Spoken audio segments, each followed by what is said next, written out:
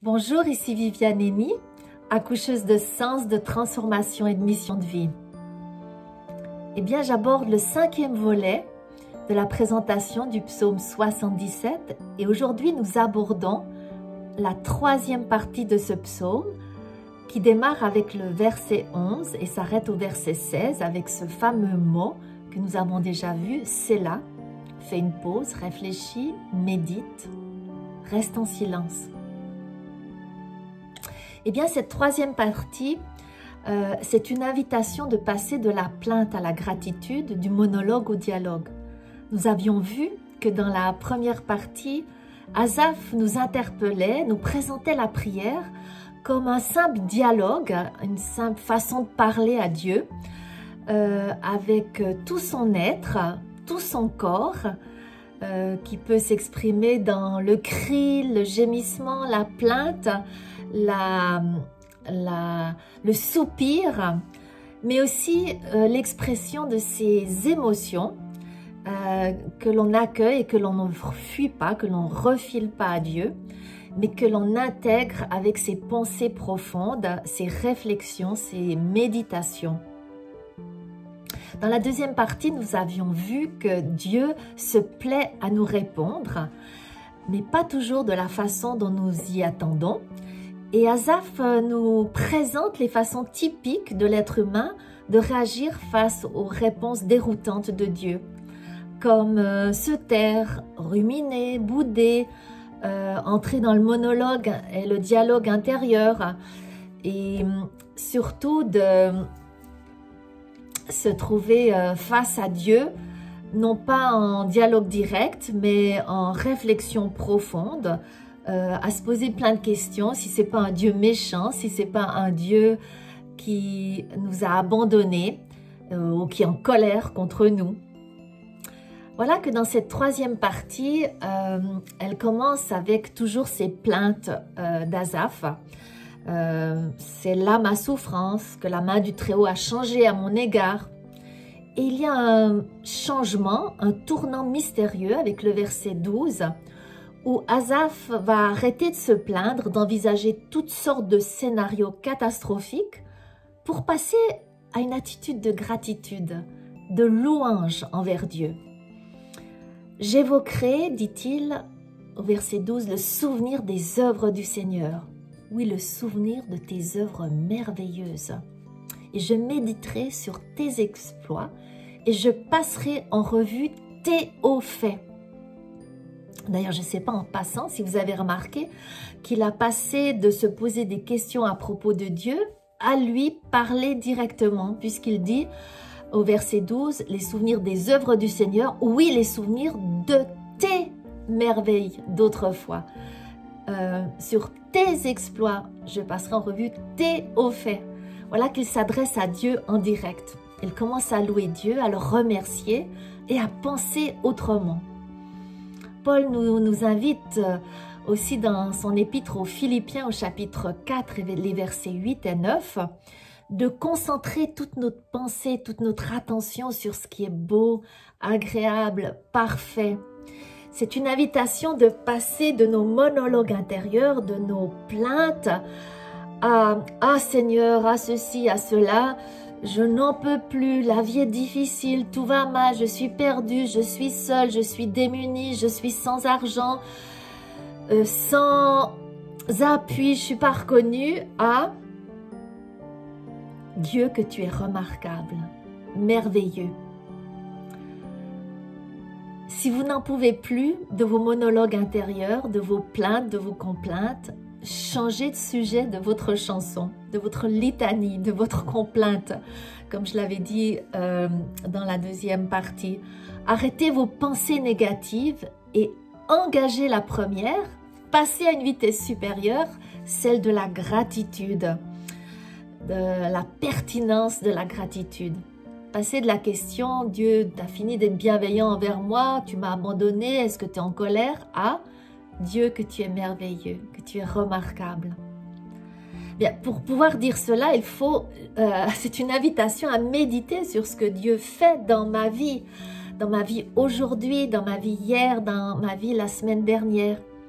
Prenons du temps pour méditer, pour consigner par écrit dans un journal ou dans son ordinateur, dans un dossier particulier, tout ce que Dieu fait pour nous au quotidien. Quand j'étudiais aux États-Unis, je vivais une période un peu difficile et je me suis donné l'injonction à moi-même de consigner par écrit tous les jours un acte merveilleux de Dieu en ma faveur. J'étais sûre que je ne pourrais rien noter. Eh bien, au contraire, j'ai été étonnée que chaque jour, j'ai pu noter quelque chose, comme parfois l'arrivée d'une simple carte postale avec un encouragement, avec un petit mot d'amour, ou un chat qui passait dans mon jardin qui me permettait de le caresser et d'avoir un moment de grande douceur avec cet animal. Oui, méditons sur ce que Dieu a fait pour nous. Changeons de focus. Arrêtons de nous parler en nous-mêmes et commençons à saturer nos pensées de remerciements, de valorisation, d'action de grâce, et bien sûr, sans nier la réalité, tout en reconnaissant nos émotions, nos pensées profondes, criblées bien sûr, passer au crible de la vérité. Donc, la louange, la gratitude, c'est pas un nouveau truc juste pour éviter la réalité, la dure réalité, nos crises, pour ne pas ressentir nos émotions, pas réfléchir profondément au sens des choses, pour ne pas écouter Dieu, de ce qu'il a envie de me dire au travers de ce que je traverse. Non, non, louer Dieu, avoir de la gratitude, c'est le fruit d'une vie intime avec Dieu, d'une vie sans croyances mensongères ou limitantes. C'est une vie sans lunettes a priori, mais qui regarde la réalité en face, mais qui tout en regardant la réalité en face, parce qu'on sait que Dieu nous aime et qu'on l'a expérimenté, qui permet de rester dans la gratitude. Habakkuk l'avait bien compris si vous lisez le livre de ce prophète au chapitre 3 et les versets 17 et 18, il reconnaît que le figuier ne produit plus rien, que la vigne est complètement asséchée, que l'olivier manque de fruits, que les champs donnent plus de nourriture, que les brebis ont disparu des pâturages et qu'il n'y a plus de bœuf dans les étables. Mais, toutefois, dit-il au verset 18, « Je veux me réjouir en l'Éternel, je veux me réjouir dans le Dieu de mon salut. » Oui, je vais vous proposer de vous réjouir dans le Seigneur avec les lunettes de la vérité sur votre vie, la vérité sur la réalité en dehors de toutes vos croyances limitantes et mensongères.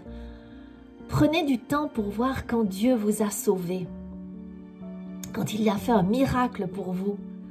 Qu'est-ce qu'il a fait réellement dans votre vie? Comment a-t-il répondu à vos prières? Quand vous a-t-il béni ou dans les affaires auxquelles vous avez dû faire face, comment est-il intervenu?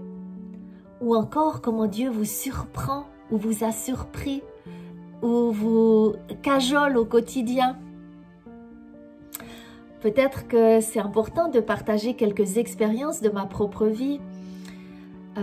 Dieu m'a sauvée, j'avais 14 ans, je fonçais à l'école avec mon vélo rouge et voilà qu'une grande Mercedes-Benz m'a fauché le chemin et je me suis retrouvée sous le capot avec le pied complètement coincé sous sa roue. Et j'ai hurlé à Dieu et je lui dis « Sauve-moi » et au moment où j'ai poussé ce cri, eh bien la roue s'est reculée, je me suis levée, bien que juste après je me suis effondrée à cause du choc, mais je n'avais absolument rien, aucun os cassé. Comment a-t-il répondu à mes prières?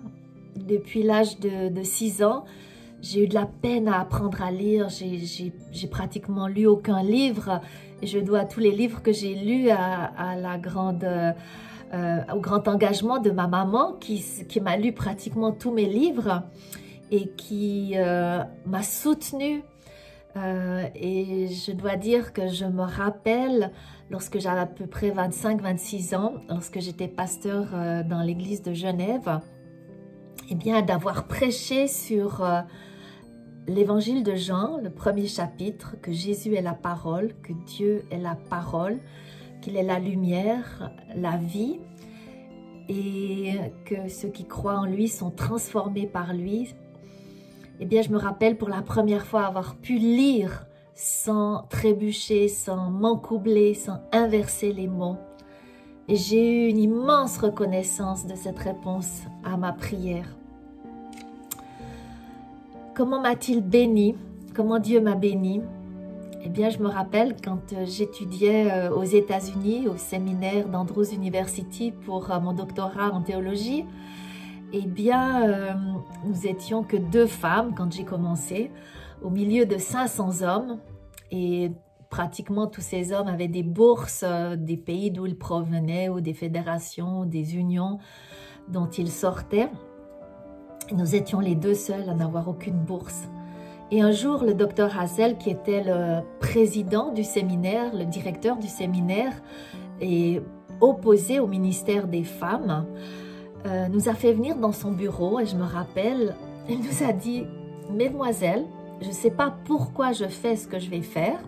J'ai reçu un paquet d'argent d'un entrepreneur américain et voilà, j'ai décidé de vous donner à chacune une bourse. » J'ai été très émue, mais d'autant plus émue lorsque 15 jours plus tard, le docteur Hazel, en partant de Andrews University pour aller à Chicago, eh bien, a été tué sur la route.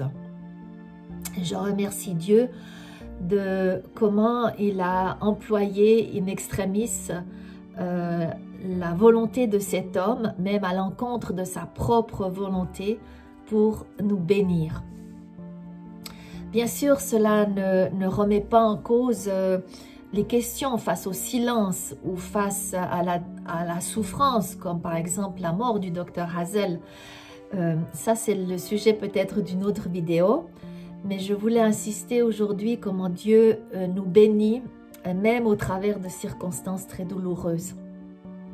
Et comment il me surprend? Eh bien, chaque jour, j'ai le cadeau de 2 oiseaux qui volent à toute vitesse, qui passent devant mes yeux et qui me rappellent que moi et le Christ, nous faisons une équipe et qu'il m'invite à continuer à le suivre et à garder le rythme dans le tempo qu'il me propose. Donc, qu'apprenons-nous au travers de toutes les réponses de Dieu aux questions que je vous ai proposées? Qu'apprenez-vous? Moi, j'ai appris que Dieu n'est ni éloigné ni lointain, comme certains de mes professeurs de philo ou même de théologie voulaient me le faire croire, voulaient me le démontrer. Non, Dieu nous aime, il est proche, il se préoccupe de nous et même de notre vie intime. Je pourrais peut-être encore partager cette histoire. J'ai 16 ans, je n'ai toujours pas mes règles, je suis dans un camp de jeunesse. Et je ne vais pas à la réunion, je pleure, je gémis devant Dieu, je pousse des soupirs inexprimables en disant « Mais Seigneur, pourquoi je ne suis pas normale? Pourquoi je ne suis pas comme les autres jeunes filles et les autres femmes ?» Et à ma grande surprise, le lendemain, j'ai été réglée. Oui, nous souffrons parfois et nous expérimentons le silence de Dieu, comme Job. Et encore une fois, je l'ai expérimenté pendant 3 ans et demi et je prendrai vraiment du temps pour aborder ce sujet dans une autre vidéo. Mais ici, juste abordons ce que Asaph souligne, c'est qu'il est important de passer du monologue intérieur à vraiment un dialogue avec Dieu. Là, dans cette 3e partie, il s'adresse à Dieu. « Ô Dieu, ta sainteté est ta voix. Quel est le Dieu qui est grand comme toi ? Tu es l'être tout-puissant, auteur des prodiges. Tu fais éclater ta force parmi les nations. » Asaph reconnaît que la bonté de Dieu n'est pas réservée qu'à ses enfants, mais à tous ses enfants de toute la terre, de toute culture, de toute race, de toute génération. Pourtant, il souligne au verset 16, « Ton bras Avec ton bras, tu affranchis ton peuple, les fils de Jacob et de Joseph. Oui, il y a une bénédiction particulière de le bras de Dieu, c'est l'incarnation de Dieu dans la réalité pour ceux qui font alliance avec lui, qui appartiennent à son peuple, qui répondent présent à son appel de sceller alliance avec lui. Donc, comme Asaph, parlons à Dieu directement, passons des appels en direct à Dieu. Fini les monologues infertiles, intérieurs, ou juste entre amis quand on refait le monde, mais entamons le dialogue en direct avec Dieu. C'est là. Eh bien, fais une pause, réfléchis à tout cela, prends du temps de parler directement à Dieu, pas juste en conduisant, t'habillant, faisant la vaisselle, bien que je suis sûre que Dieu n'a rien contre tout cela, ni Asaph, mais prenons du temps de qualité avec notre Dieu, avec notre bien-aimé, avec celui avec qui nous avons scellé alliance. Et c'est un peu comme dans un couple, on peut faire plein d'activités, être intuitivement en relation avec l'autre, mais ce temps de qualité, ce temps de pause, de méditation, de cela est tellement vital. Donc passons du monologue intérieur au dialogue, de la complainte à la gratitude et à nous arrêter pour réfléchir à ce que Dieu a fait de concret dans ma vie.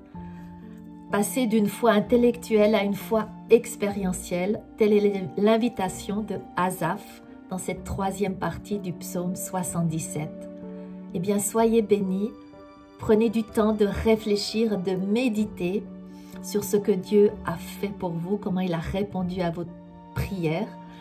Et voilà, je vous bénis pour cette journée et je vous dis à demain.